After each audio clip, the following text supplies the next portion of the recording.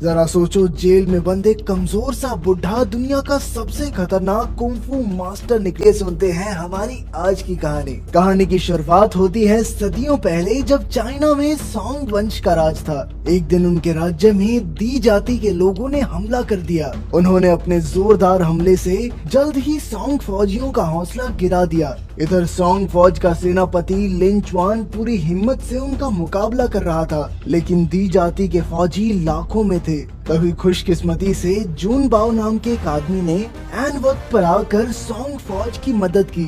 असल में जून बाओ वूजी कुंफू स्टाइल का एक तगड़ा खिलाड़ी था, इसीलिए उसने बड़ी आसानी से दुश्मनों के छक्के छुड़ा दिए। इस लड़ाई में उसका साथ दिया नन्ही योद्धा शीमी ने, जिसके सामने बड़े बड़े योद्धा टिक नहीं पाते थे। उन दोनों की मदद से आखिरकार सोंग फौज ने दी जाति को लोहे के चने चबवा दिए। इसी बीच दुश्मनों में से एक लड़की ने लिन चुआन पर हमला किया। जल्द ही वो लिन पर भारी पड़ने लगी, जिसे देखकर जून बाओ उसकी मदद के लिए आया और फिर अचानक वो लड़की वापस चली गई। असल में वो लड़ने नहीं बल्कि जून बाओ से कुछ चुराने आई थी, और उसे चुराते ही वो सीधा अपने मुखिया राजकुमार दी के पास पहुंची। असल में ये उस जेल की चाबी थी जिसमें एक बहुत ही खतरनाक कुंफू मास्टर को कैद किया गया था। दरअसल ये पूरा युद्ध असल में इस चाबी को चुराने के लिए ही किया गया था। जैसे ही ये चाबी राजकुमार के हाथ लगी, वो तुरंत अपनी फौज लेकर वापस लौट गया। लेकिन जाने से पहले दो दुश्मनों ने शीमी को अगवा करने की कोशिश की,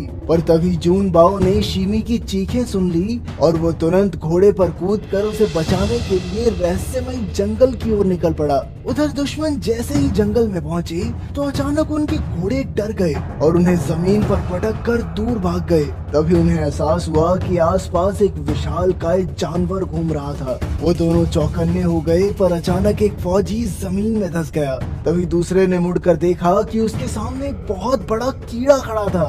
कीड़े ने तुरंत उस पर हमला कर दिया, पर तभी सही मौका देखकर जून बाओ शीमे को बचाने आ पहुंचा। अब उसने जानवर से लड़ने की कोशिश की तो अचानक कहीं से एक लड़की कूद पड़ी और उसने जानवर को शांत किया। उस लड़की का नाम यूइर था और उसने बताया कि ये रहस्यमयी जीव इस जंगल पर राज करता है, इसीलिए जून बाओ को बिना इजाजत के नहीं घुसना चाहिए था।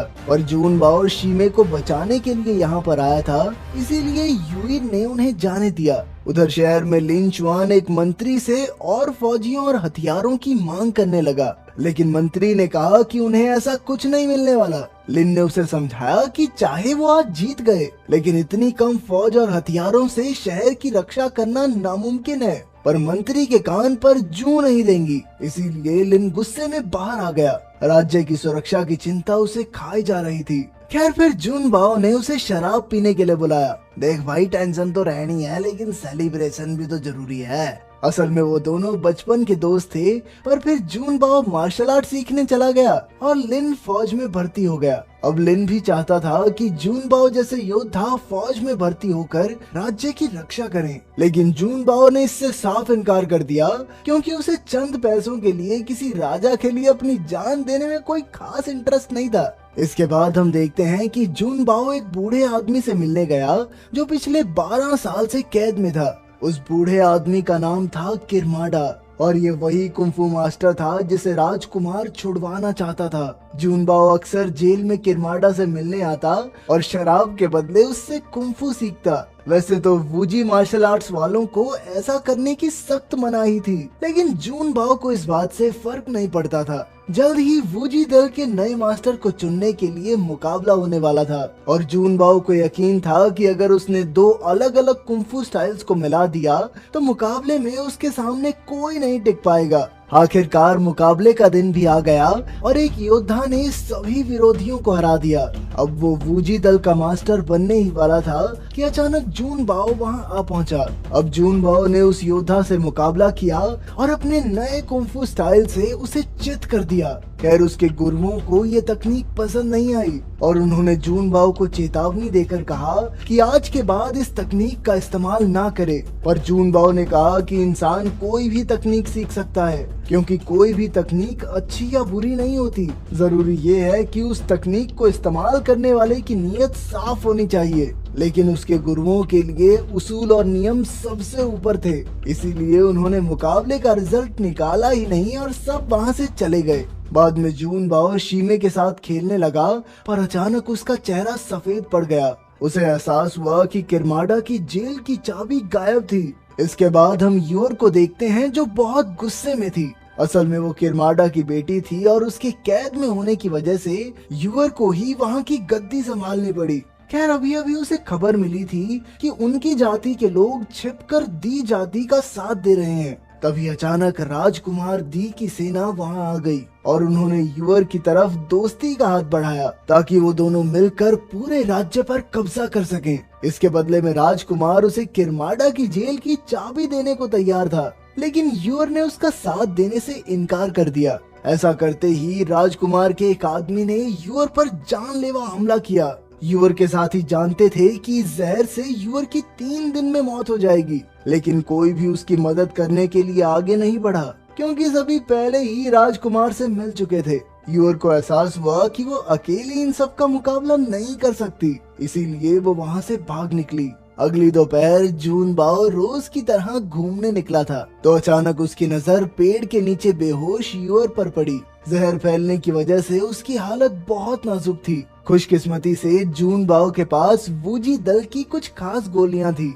जो दुनिया के किसी भी जहर को काट सकती थी। उसने तुरंत ये गोली यूर को खिलाई और जल्द ही उसके शरीर से जहर का असर खत्म हो गया। इसके बाद रात के समय कुछ फौजियों ने वूजी महल पर हमला कर दिया क्योंकि वो किरमाडा को वहाँ से छुड़ाना चाहते थे। वूजी दल में ऐसा कोई योद्धा नहीं था जो इतनी बड़ी फौज का मुकाबला कर सके, इसीलिए वो बड़ी आसानी से किरमाडा को रिहा करके ले गए। उसी समय जून बाओ यूर के साथ बैठा बातचीत कर रहा था। अचानक शीमे ने वहां आकर उसे हमले की खबर दी, लेकिन जब तक जून बाओ वहां पहुंचा तब तक बहुत देर हो चुकी थी। उसने देखा कि चारों ओर लाशों के ढेर थे और वहां कोई भी जिंदा नहीं बचा था। तभी उसकी नजर अपने गुरु पर पड़ी जो अपनी आखिरी सांसें ले रहा था। गुरु ने उसे पास बुलाकर वूजी दल का नया मास्टर बनाया और कहा कि अब तुम्हें और शीमे को ही वूजी दल की परंपरा को आगे बढ़ाना है। आखिरकार जून बाओ और शीमे वहां से निकल पड़े और उधर किरमाडा रिहा होने के बाद अपनी बेटी यूर से मिला। उसने अपनी बेटी को घर वापस चलने को कहा, लेकिन यूर ने उसकी बात मानने से इनकार कर दिया। उसने किरमाडा को बताया कि कैसे उनके साथियों ने जरूरत के समय यूर को धोखा देकर राजकुमार से हाथ मिला लिया। यूर का मानना था कि वो लोग सिर्फ किरमाडा की शक्ति का इस्तेमाल करना चाहते हैं, लेकिन किरमाडा को इस बात से कोई फर्क नहीं पड़ता था। उसे बाकी के 8 मार्शल आर्ट्स दलों से बदला लेना था जिन्होंने 12 साल से उसे कैद में रखा था। इसके बाद किरमाडा अपने अड्डे पर लौट आया और तभी वहां दी जाति के कुछ नकाबपोश आदमी पहुंच गए। वो बाकी के 8 दलों को हराने में किरमाडा की मदद चाहते थे और अब किरमाडा उन्हें इनकार भी किस मुंह से करता। आखिर उन्होंने ही तो उसे जेल से छुड़वाया है। लेकिन किरमाडा ने अचानक अपनी तलवार से उस आदमी पर वार किया, पर उस आदमी ने बड़ी आसानी से तलवार मोड़ डाली। उधर जून बाओ भी अपने साथियों और गुरु की मौत का बदला लेने के लिए बाकी के 8 दलों के गुरुओं से मिलने पहुंचा, लेकिन किसी ने भी उसकी बात का जवाब नहीं दिया। असल में उन सबको किरमाडा ने पहले ही मार डाला था और अचानक से वो जून बाओ के सामने आ गया। उसे देखकर जून बाओ गुस्से से भर गया और दोनों के बीच जबरदस्त लड़ाई शुरू हो गई। आखिर में जब जून बाओ हारने ही वाला था तो ऐन वक्त पर यूर ने वहां आकर किरमाडा को बताया कि जून बाओ ने ही उसकी जान बचाई थी। ये सुनकर किरमाडा ने उसे छोड़ दिया और जैसे ही वो जाने लगे तो अचानक नकाबपोश आदमी ने उसका रास्ता रोक लिया। अब किरमाडा ने डटकर उसका सामना किया, लेकिन कुछ ही पलों में वो हार गया। इसके बाद जून बाओ ने भी उस आदमी से मुकाबला किया, लेकिन वो भी उसके सामने टिक नहीं पाया। लेकिन वो उसका नकाब हटाने में कामयाब रहा और जैसे ही उसका चेहरा सामने आया तो जून बाओ के होश उड़ गए। ये कोई और नहीं बल्कि उसका खास दोस्त लिन चुआन था।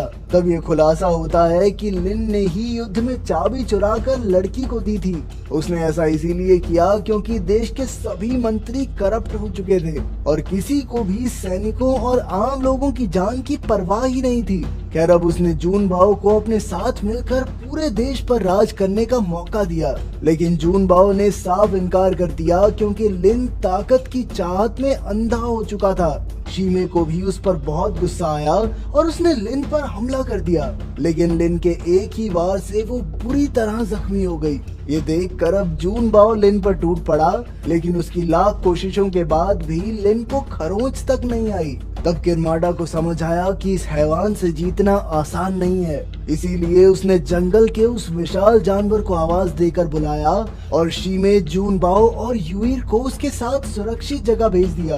फिर उसने अकेले खुद लिन का सामना किया और आखिरकार उसी के हाथों मारा गया। उधर जून बाओ बाहर तो आ गया, लेकिन तब तक जहर शीमे के पूरे शरीर में फैल गया था और उसने जून बाओ की बाहों में ही दम तोड़ दिया। इससे जून बाओ अंदर से टूट गया और उसने भारी मन से शीमे को दफना दिया। अगले दिन वो गम में बैठा था कि अचानक दुश्मन फौज के 2 योद्धा उस पर हमला करने आ गए। उन्होंने मिलकर उसे खूब पीटा और आखिरकार उठाकर नदी में फेंक दिया। और फिर उसे अपने गुरु, यूइर, किरमाडा और लिन की बातें याद आई। वो समझ गया कि उसे क्या करना चाहिए। तभी एक सफेद और काली मछली उसके पास से गुजरी और अचानक उसके शरीर में अलग सी ताकत पैदा हो गई। अचानक उसकी आंखें खुली और उसने बाहर आकर अपनी नई शक्तियों से दोनों दुश्मनों को मार डाला। उधर राजकुमार लिन के काम से बहुत खुश था। उन्होंने बड़ी चालाकी से बाकी के 8 मार्शल आर्ट्स दलों का भी खात्मा कर दिया था और अब राजकुमार बाकी देशों पर हमला करने की तैयारी में था। पर लिन को उसका सेनापति बनने में कोई दिलचस्पी नहीं थी, बल्कि वो तो खुद पूरी दुनिया पर राज करना चाहता था। अचानक उसने वहाँ मौजूद सभी योद्धाओं को मारकर राजकुमार पर हमला कर दिया। तभी यूइर और जून बाओ भी वहाँ आ पहुँचे और उन्होंने लिन को सुधरने का एक आखिरी मौका दिया, लेकिन उसने उनकी बात को अनसुना करके जून बाओ पर हमला कर दिया। उनकी लड़ाई के बीच एक बार फिर से वो जानवर आ गया और तब लिन को एहसास हुआ कि जून बाओ पहले से काफी ताकतवर हो गया था। अब उसे भी अपनी ताकत बढ़ानी थी, इसीलिए वो अचानक जानवर पर कूद गया और उसके दिल पर हमला करके उसका दिल ही निकाल लिया। उसका मानना था कि इस रहस्यमयी जानवर के दिल को खाकर वो भी ताकतवर हो जाएगा, लेकिन ऐसा कुछ नहीं हुआ और जून बाओ ने उसे बुरी तरह हराकर मार डाला। अंत में जून बाओ और यूइर एक दूसरे को अलविदा कहकर अपने अपने रास्ते निकल गए। यूइर ने शांति का जीवन चुना और जून बाओ वुजी दल को आगे बढ़ाने के लिए पहाड़ों की ओर निकल पड़ा।